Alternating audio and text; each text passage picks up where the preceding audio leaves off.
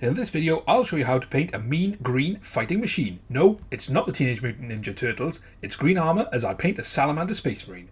I'll show you how to get it table ready in next to no time, and then how to add those extra highlights to make it pop. The first thing I've done is prime the model using a zenithal priming technique. So I've sprayed it all black and then I've sprayed white from above. I've not put it on too thickly so it does give more of a grey tone.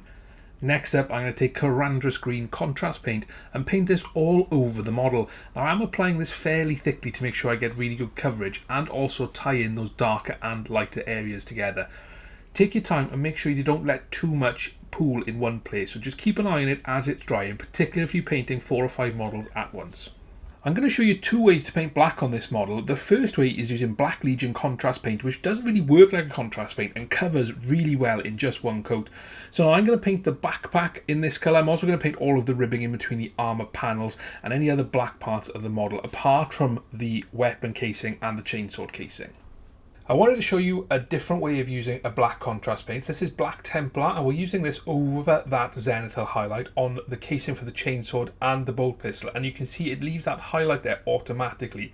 Now if you're a little more careful than I was when you were painting the armour, you can of course use this on the backpack and the shoulder inserts as well, and it may save you highlighting later on. We'll move on to the metallics next, and the first colour we'll use is Retributor Armour, and we're going to use this over the chest eagle. We're also going to use it on the Indomitus icon on the forearm and any other areas you think, such as on the bottom of the handle for the chainsword. Next up, we'll shade all this gold using Reikland Fleshshade. Now I'm using the new shade which flows into the recesses, but it doesn't matter if you've got the old shade. This works absolutely fine for this task. Just pop it on there, try not to let it pool too much and just work it into those recesses. For the silver, we will base this using Leadbelcher, and in terms of the areas we're looking to cover, we've got the exhaust on the back of the backpack, we've also got the exhaust and control mechanism on the chainsword, as well as the tubes on the helmet and some various other bits and pieces.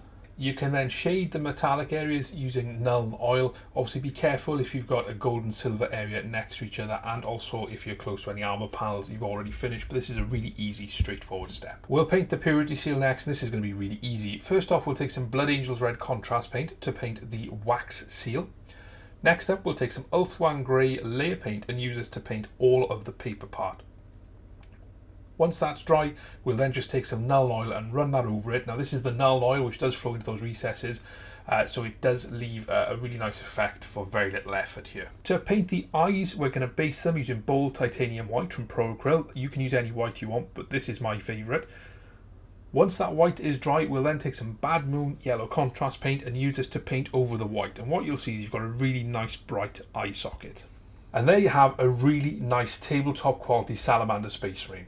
I think it looks pretty good for the time we've invested. Let's kick it up a notch and take some Mechanicus Standard Grey, and we'll use this to highlight all of the black parts on the model. So just catching those sharp edges using the side of the brush to give those areas a little bit more interest. Next, we'll highlight the gold using Liberator Gold, and this is a good opportunity to catch maybe some mistakes where you might not have done everything right the first time round, but essentially what we're looking for is just those most exposed parts of the gold areas on the model. We don't need to use too much of this. For highlighting all of the silver areas, we'll use Chrome from Vallejo Model Air, and again, you don't need too much on your brush. You are just looking to catch those sharp raised areas on the metallics, as well as the part that catch the most light. So just take your time with this, use it fairly sparingly because it is a very bright colour.